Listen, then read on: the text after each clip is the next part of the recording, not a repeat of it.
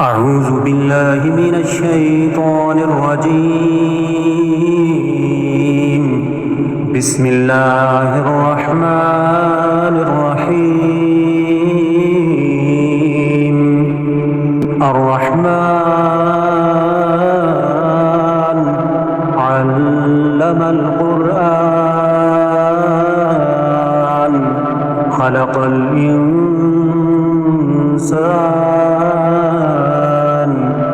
علمه البيان.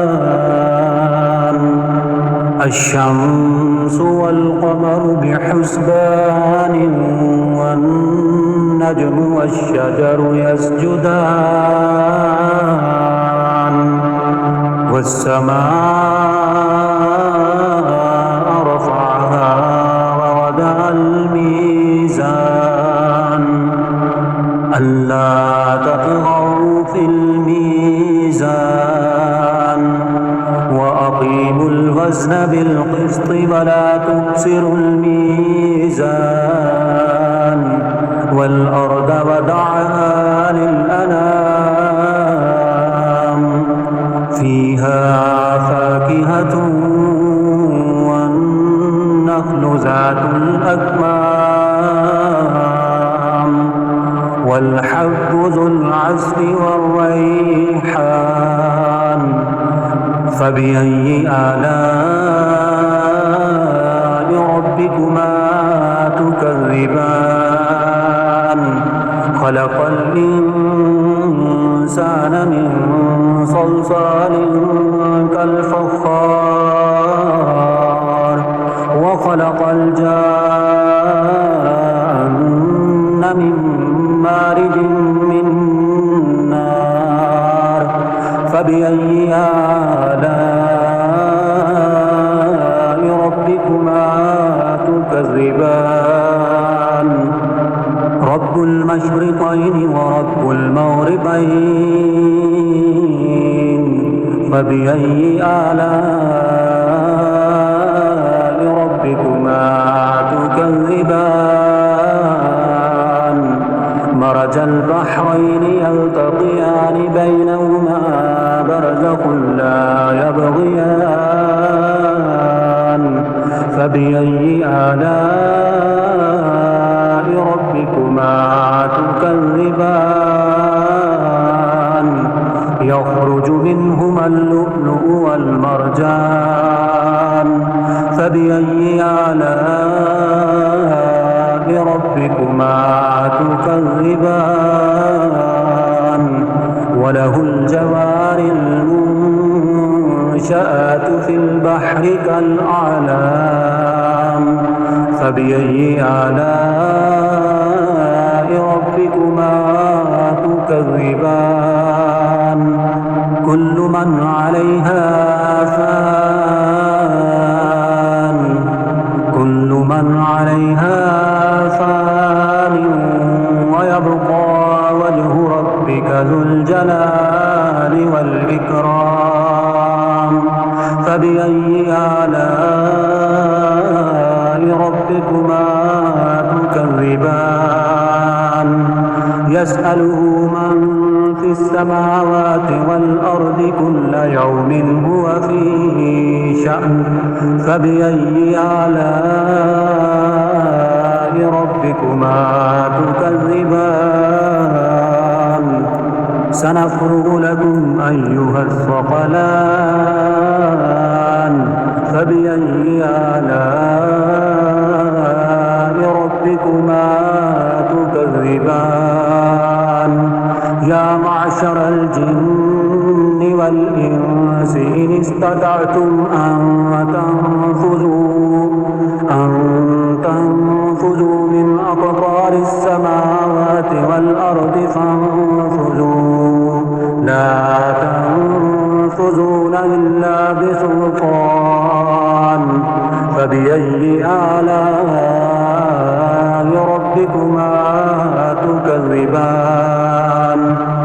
يرسل عليكما شواظ من نار ونحاس فلا تنتصران. فبأي آلاء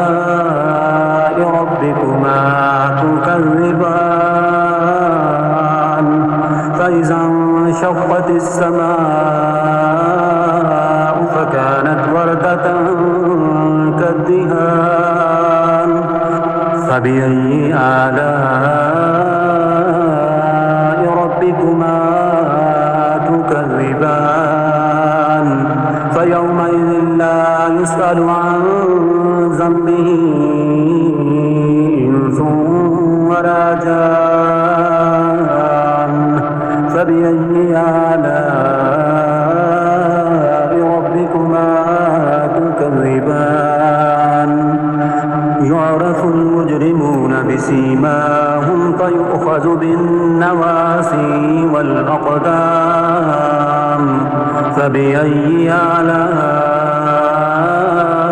ربكما تكذبان هذه جهنم التي يكذب بها المجرمون يطوفون بينها وبين حميم آن فبأي آلاء ربكما تكذبان ولمن خاف مقام ربه جنتان فبأي آلاء ربكما تكذبان ذواتا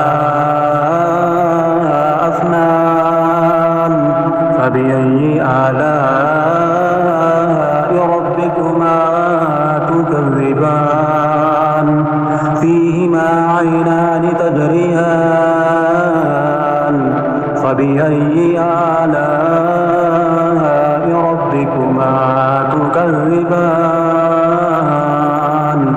فيهما من كل فاكهة زوجان فبأي آلاء ربكما تكذبان متكئين على فرش بطائنها من استبرق وجنى الجنتين دان فبأي آلاء ربكما تكذبان فيهن قاصرات الطرف لم يطمثهن إنس قبلهم ولا جان فبأي آلاء ربكما تكذبان كأنهن الياقوت والمرجان فبأي آلاء ربكما تكذبان هل جزاء الإحسان إلا الإحسان فبأي آلاء ربكما تكذبان ومن دونهما جنتان فبأي آلاء ربكما تكذبان مدهامتان فبأي آلاء ربكما تكذبان فيهما عينان نضاختان فبأي آلاء ربكما تكذبان فيهما فاكهة ونخل ورمان فبأي آلاء ربكما تكذبان فيهن خيرات حسان فبأي آلاء ربكما تكذبان حور مقصورات في القيام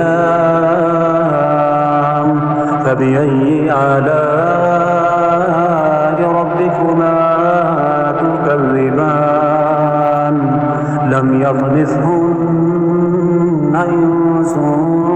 قبلهم ولا جان فبأي آلاء ربكما تكذبان متكئين على رفرف خضر وعبقري حسان فبأي آلاء ربكما تكذبان تبارك اسم ربك ذي الجلال والإكرام